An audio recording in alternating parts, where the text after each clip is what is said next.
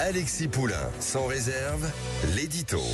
Alors vous vous rappelez peut-être il y a de ça quelques jours, le Sénat s'était dit dans un élan de générosité ou du moins d'effort collectif qu'il serait bon d'économiser 2,8 millions d'euros par an qui sont en fait ces fonds alloués aux anciens premiers ministres et anciens présidents de la République. Alors on se rappelait Bernard Cazeneuve, Premier ministre pendant 5 mois, qui coûte 200 000 euros par an pour des frais de voiture et des frais divers qui ne sont pas des frais de sécurité. La sécurité de ces personnes étant assurée autrement. Dominique de Villepin, 197 000 euros par an, etc., etc.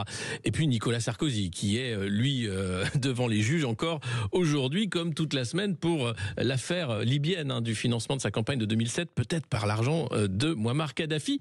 Tout ça, bien sûr, était plutôt dans le bon sens. On demande aux Français de faire des efforts, alors que ceux qui incarnent l'élite de la nation, entre guillemets, fassent eux aussi des efforts. Eh bien non, figurez-vous qu'il y a une commission mixte paritaire, c'est-à-dire un mélange de députés et de sénateurs qui s'est réunie et qui aujourd'hui a décidé de ne pas revenir sur les privilèges, parce qu'il est question de privilèges. Et d'ailleurs, François Bayrou était absolument contre le fait de revenir sur ces privilèges, tout comme le gouvernement ou Emmanuel Macron. C'est vrai que faudrait surtout pas toucher à ces avantages particuliers de ceux qui ont fait que la France actuellement est endettée à hauteur de 3 300 milliards, que c'est une faillite totale et que c'est très difficile pour l'ensemble des Français de finir le mois. Alors quand même, il faut saluer le courage de François Bayrou, Premier ministre exemplaire, qui, et c'est Challenge qui nous l'apprend, le magazine, a décidé d'entreprendre un régime sans vin et sans frites, parce que figurez-vous qu'il a beau être en pleine forme, il a quand même